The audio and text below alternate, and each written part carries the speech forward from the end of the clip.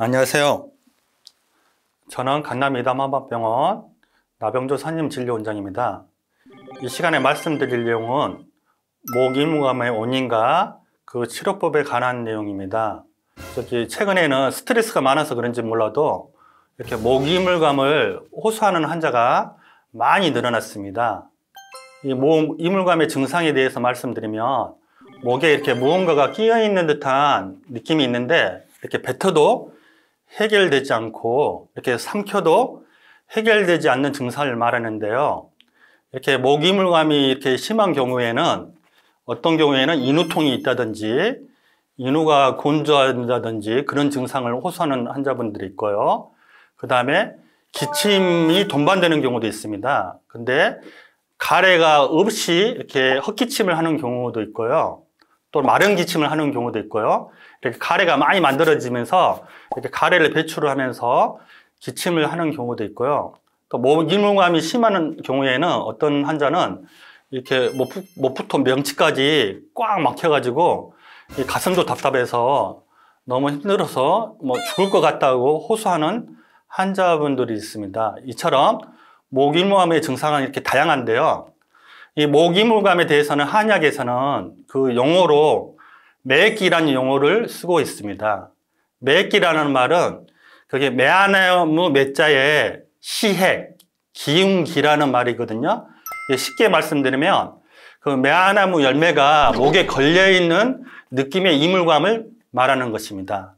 이렇게 매액기라는 용어를 옛날부터 한의학적 용어로 쓰고 있고 아주 오래전부터 치료를 해왔던 증상이며 질병이었던 것입니다. 이 목이물감의 원인에 대해서는요, 흔히 이렇게 역류성 식도염과 후두염, 그 다음에 인후의 염증이라든지, 그 다음에 후비루, 그 다음에 스트레스 등을 들고 있는데요. 저희 한의학에서는 무엇보다 중요한 원인이 이렇게 위장 부위의 담적이 가장 중요한 원인이라는 걸 알게 되었습니다. 그 담적에 대해서 좀 생소한 부분을 위해서 모형을 가지고 설명을 해드리면요. 우리가 내시경을 받게 되면 흔히 안쪽 내부 점막 위주로 받잖아요. 그런데 음식물, 노폐물에 유리한 독소를 한의학에서는 담독소라고 하는데요. 이러한 담독소가 위장 근육을 포함한 주로 이 바깥쪽에 쌓여서 나중에는 그 양이 많아지면서 딱딱하게 굳어진 노폐물 덩어리를 담적이라고 하는데요. 이 담적이 형성하게 되면 이게 위장이 돌처럼 굳어지기 때문에 위장 운동이 저하가 되는 것입니다. 그렇게 되면 음식물이 오래 머물면서 가스가 발생하겠죠. 그 발생한 가스가 이렇게 복부가 평만해지면서 이 복압에 올라가면서 이 안에 있는 위산이라든지 미세한 음식물을 위로 올려버리는 것입니다. 그래서 미세한 음식물에 위산이 올라오면서 인후나 후두를 자극하게 되는 것이죠. 그러면서 염증을 유발하면서 역류성 식도염이라든지 역류성 후두염의 증상을 유발하는 것이고요. 그거 외에도 우리가 음식물 쓰레기를 오래 놔두면 썩어서 나쁜 냄새가 온 집안으로 퍼지는 것처럼 이 위장 부위의 담적이 주로 전신에 영향을 미치는데 인후이물감에서는 주로 심장 부위에 영향을 미친다고 보고 있거든요. 그래서 이제 심장 담적도 두 번째로는 그 원인이 될 수가 있습니다. 근데 심장 부위에 이렇게 독소가 영향을 미치게 되면 심장 근육도 딱딱하게 굳어지는 것입니다. 그럼 심장 근육이 딱딱하게 굳어지면 어떻게 됐죠? 심장은 이렇게 스스로 뛰는 성질이 있잖아요. 그게 힘들어지는 것입니다. 그래서 가슴도 답답해지면서 불안하면서 목이물감까지 호소하는 경우는 심장 담적에 의한 이물감이라고 할 수가 있고요.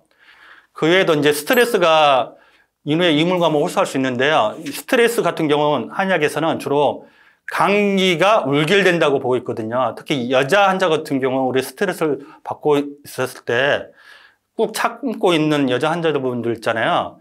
그럴 때 감기가 울결되면서 감기 울결이 오래되면 우라병이 생기면서 그 우라병이 인후부를 자극해서 인후의 이물감을 호소하는 것입니다.